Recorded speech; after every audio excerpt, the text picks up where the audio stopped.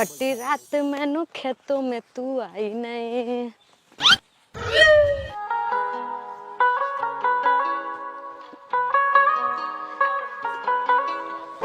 कारे गरैया आज स्कूल ना जाबी का? अरे का कहले रे, हम स्कूल जाए चाहे ना जाए उससे तोरा मतलब? बाक छोरा पूछ ले लू तो की हो गेलो? लागत नहीं पुत्रक बेटा पढ़ लिख के हमरे के दे। हाँ तो काहे पूछ ले ह? सुन बाबूजी आवे वाला बारन, उससे पहले तू चल जो।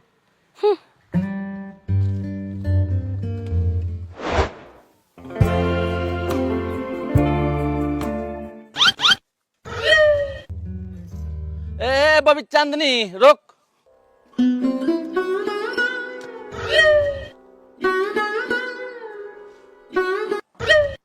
आगे न कहले ने एकरा के कि बाबूजी के आवे से पहले जाएला। ए बबी चांदनी स्कूल तो कभी क्या दिन ला बंद हो? आए स्कूल बंद है? स्कूल कहाँ बंद है चाचा जी? स्कूल तो खुला है। हाँ अब बाप रे बाप, इस साला 3 दिन से कछले बा। जानते रे चांदनी, इस साला हमरा से कहले बा हेडमास्टर सर के माई मर गए तो स्कूल 3 दिन बंद बा। हाँ तो चाचा जी बांस उठाई ना फोड़ दी कपार। ऐसा बेटा के रहले न रहले के बात बा। जानते रे चांदनी, इस साला के मारी लेनू तो ना खाला ना पियला, 3-4 दिन ले साला रूसो रहला, यही से हम परेशान बानी।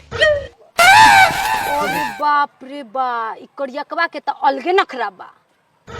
एकरा नानी के कहियो इतना मार मारम, इतना मार मारम, इतना मार मारम कि पानी चढ़ावेला नस खोजे के पड़ जाई। अच्छा तो बबी तोनी के पढ़े में इतना तेज बारस ताजे उस सवाल के जवाब बतावो सो हमें। हाँ हाँ पूछी चाचा।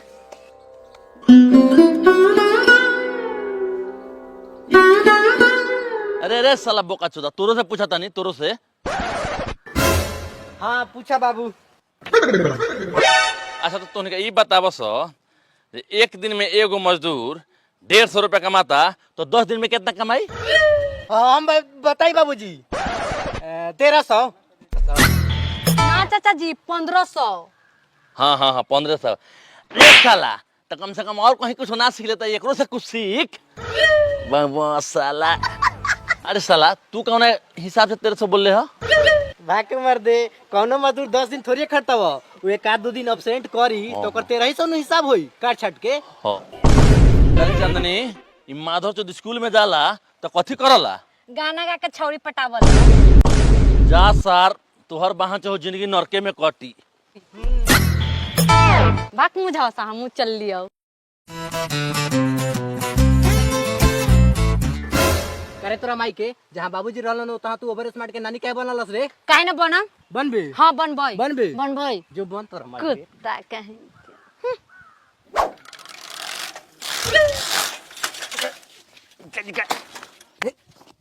से नहीं चलावे के लान हम मरले बड़ा का तो चाहता नहीं बांचो दी साइकिल टूटो से नया साइकिल किना के आओ। गोर भुइए भुइए गार साइकिल पर है ना कमाम तो साले खाला भी मोगे बोलोगी ना।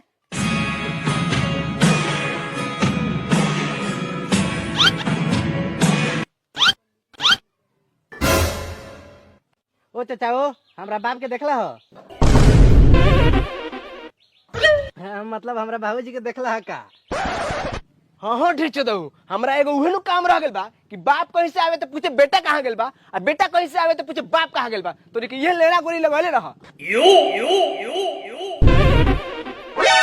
गेलो बाहर कमाए, आओ हमरा घरे मुंह गाड़ दो खा ले। ठीक है बाबू, मुंह तक तो ठीक बा, गाड़ वाला मीटर क्वेश्चन बा समझ में ना आयल। साले पढ़े के बजाय घरे बैठे गाड़ मरवा तरह समझ में का बाहर आई। चाचा के कहे के मतलब ई बा कि गाड़ धो के खा ले, मतलब हम छिछरिया काट के गाड़ नहीं की धोले। बाबू ठीक भेल तू ना पढ़ ले, ना तो तू समझदार हो जैते। ठीक कला बाबूजी। तू साला सुधर बे, सुधर बे। चीबो बिगो दिख दिख दिख एक कारे गरैया खाली तू खेले के फैन में रहले, कल रिजल्ट आतो ना तब तोरा पता चलतो। और हाँ कृष्णा सर हूँ ना तोरा खोजत रहलथुन। काहे ला? हम का जाने रे छोरा। तो तू काहे ना कह देले कि सर उसको बुखार लगा था? रे छोरा तोरा लगी हम झूठ बोलबो। रे रे चंदनिया रे कल स्कूल चल जाए नू तो तू बोल दिए कि सर इसको बुखार लग गया था। हम ना बोलबो हट जा दे हमरा। अरे चंदनिया रुक ना रे। ये कृष्णा मास्टर खोजत हो एकर मतलब की साला जब खोजला तब तो 12 मार मारला। रे तनी जा साहब हम ना खेलबऊ। ये मास्टर के ब्लास्टर हमरा फोड़नी तो हमारो नाम गरहिया ना।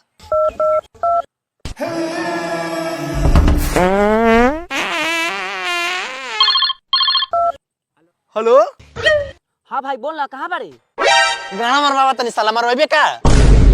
ए साला काहे ऐसे बोले तेरे रे? पहले ये बता साला तू कहाँ बारे? ए हो गया बारी। अच्छा हो के गल बारे। हाँ तो लोकेशन भेज तन का हम आवत नहीं उता अभी। लोकेशन हगाऊ के बेरी? हाँ तो साला भेज ना रे का हो गइल? साला हगाऊ के बेरी लोकेशन मांगता। ए साला भेज दिलियो। हाँ अरे साला ये तो दिलीप भाई के गाछी में बारे तू। हाँ आ जल्दी। हाँ ठीक बा आ गई नी।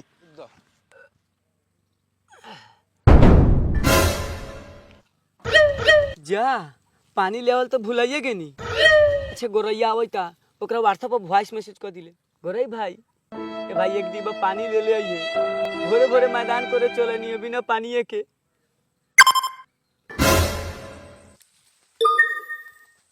और इसमें वॉइस मैसेज भेजा था।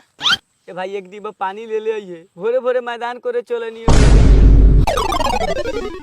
यू सरवा के बेटा के हम नौकरी लागिले कादू। अब एकरा ला कहां से हम पानी ले जाए गांड धोए।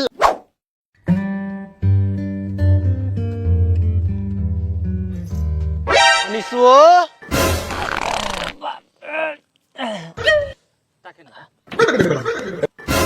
कारे सरवा बवासीर हो गलू कारे की चिल्लाता रे? न रे साला 3 दिन से हगले नहीं खे कि लेडी निकला था तो दुखाता।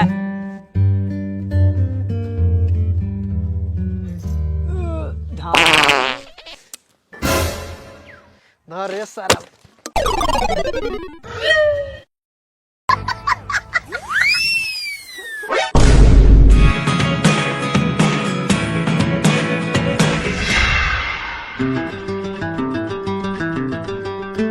कहा ना गोरैया का हाल बा? साला हाल बेहाल बा। फिर से कृष्णा मास्टर हमरा के मारेला पगला गल बा। रे जब परीक्षा के समय आवल न तो साला तोरे ऊपर काहे बोखला जालो? अब लड़े जनता लेकिन पिछला साल खाली मास्टरवा के दवाई करही के होई। हाँ ठीक कहता रे। हाँ तो बोला 4 गो लड़का के आज मार होई तो होई। होई तो होई लेकिन 500 रुपया होई तो अबे नु मार होई। कर दिया ना साला गरीब मादर चोद वाला बात। 500 रुपया क्या है? 500 रुपया हाथ का मैल है। यू आएंगे और जाएंगे। अभी हम अपने बाप को कॉल करके मंगाएंगे। हाँ ठीक है मंगाओ मंगाओ।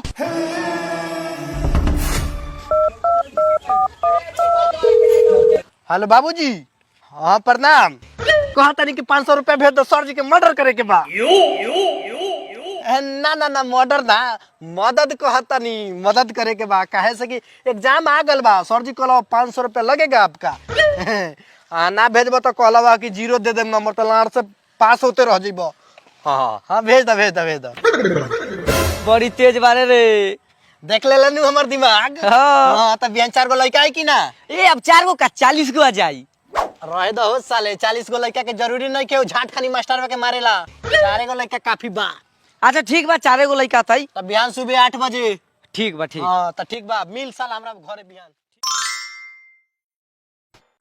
रे साला जल्दी मुत ना रे जल्दी शर्ट पहन। साला तू लंड में रह जा आ जल्दी। जैसन सोचले रही ऐसन धनिया मोर बारी सावर न गोर बारी थोरे पातर छरहर मोट थोर बारी सावर न गोर बारी हो।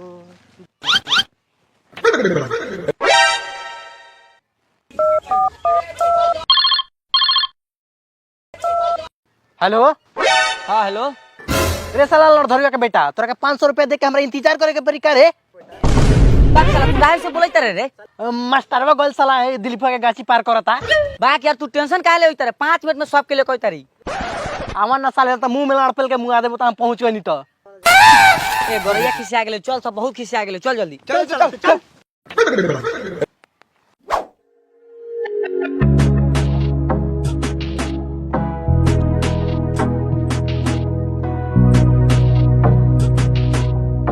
साला लगा था कि 500 रुपये डूब गल।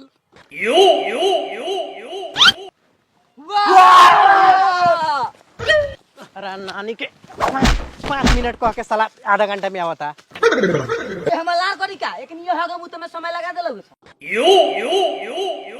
चलो तो साला आगे से घेरल जाओ। जैसन सोचले रही जैसन सोचले रही ओइसन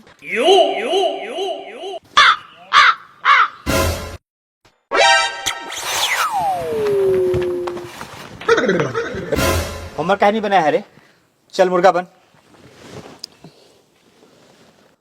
बताओ होमवर्क बनाएगा कि नहीं बनाएगा?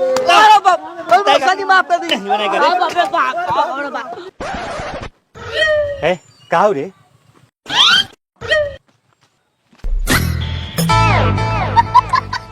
का हौ रे? अभी तू देखत रह अभी का करम से हमनी का रे?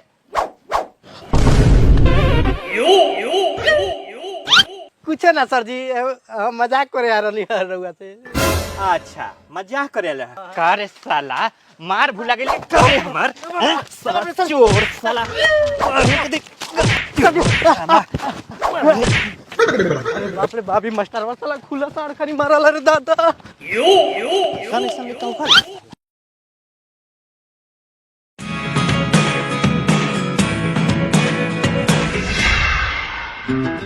रे गरैया रे रुक ना रे, हम सेकंड आ गेली तोरा कथी होलो?